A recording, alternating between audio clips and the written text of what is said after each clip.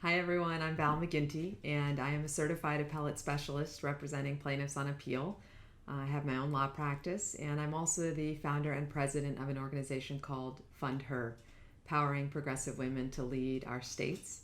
And with that, here's one of my favorite passages from Prospects of a Woman. Elizabeth was surprised she didn't feel a lick nervous seeing a man standing in front of her half naked. On the contrary, she felt calm and in control. She took his shirt, turning it over, wondering on a fair wage for fixing a 2-inch tear. If she asked too much, Mr. Colton might balk. Too little, and you might not take her serious. And I love this passage because you see throughout the book just how smart she is. And she's willing to take a risk. She is quick on her feet. And it also reflects, I think, one of the hallmarks of the West, which is the entrepreneurial spirit, this idea that we can reinvent ourselves. We are in charge of building our own futures, and they might look totally different from our pasts. And that dream and that promise is very much something that I associate with the West, and the idea that all of those opportunities are available to all kinds of people. So it's really fun to watch her do this throughout the book. One of the many reasons I love this book. Thank you. Hi, I'm Tammy Bomick, Vice President of Marketing at Roblox, a technology company in Silicon Valley. I'd like to read you a few lines from Prospects of a Woman. Elizabeth learned from Luenza, watching how she spoke to customers, ordered her barmen around, and walked with a sure, heavy-footed stride. Her tone alone made men step in line. How do you get them to respect you? Elizabeth asked. Run your business honest and respect yourself. Then everybody else will too, said Luenza, pulling out her logbook. This excerpt really resonated with me as a woman in Silicon Valley. It's been a tough road in a male-dominated industry, and some of the challenges that Elizabeth faces in this book and the women that inspired her and taught her really resonated with me. I love this book and I highly recommend it.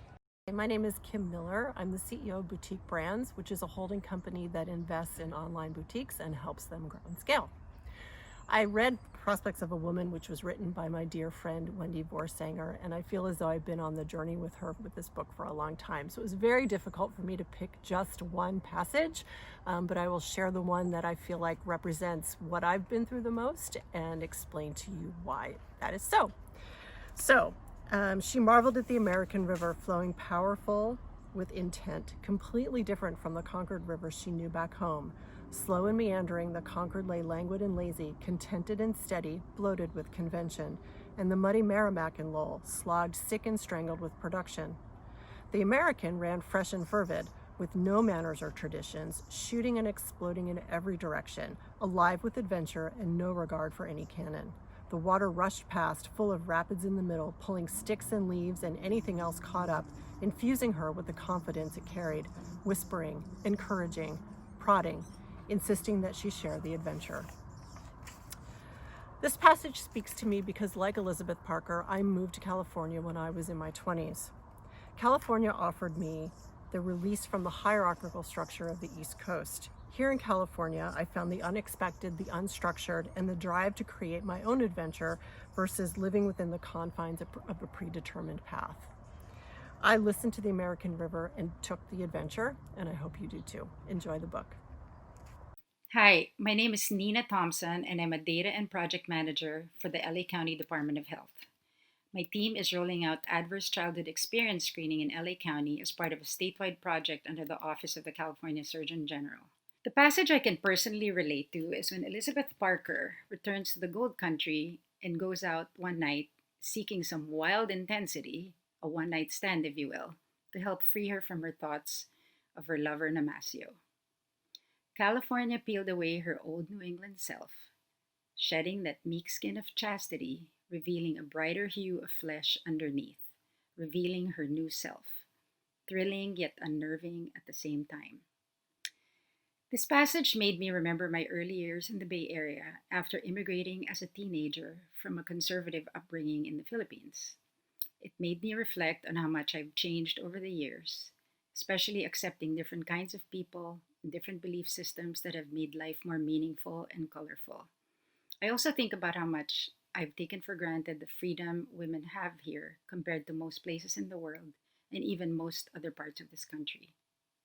Hi, my name is Alicia Petrakis, and I am chef and owner of Par 3 Restaurant, located at the Poplar Creek Golf Course in sunny San Mateo. I have to say that I've been fortunate enough to read Prospects of a Woman 3 times since Wendy introduced it to me a couple years ago. And this last time, I really feel a connection with Elizabeth in so many ways.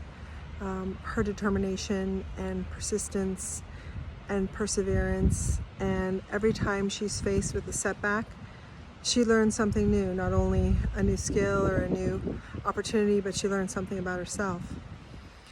And in this time in our lives, in COVID and all the things that have transpired in the last 6 months, there's some that have chosen to retreat and those who've chosen to excel and grow even through the challenges. So with that, I would say that that's my greatest connection with this story, is that Elizabeth is a woman who has overcome. And if there's an opportunity for us now, in 2020 to overcome, she's an excellent example of that. And I'm sitting here today at my restaurant that's in San Mateo, California. And after closing my main restaurant after 17 years, and just looking at what opportunities lie ahead and what there is to learn.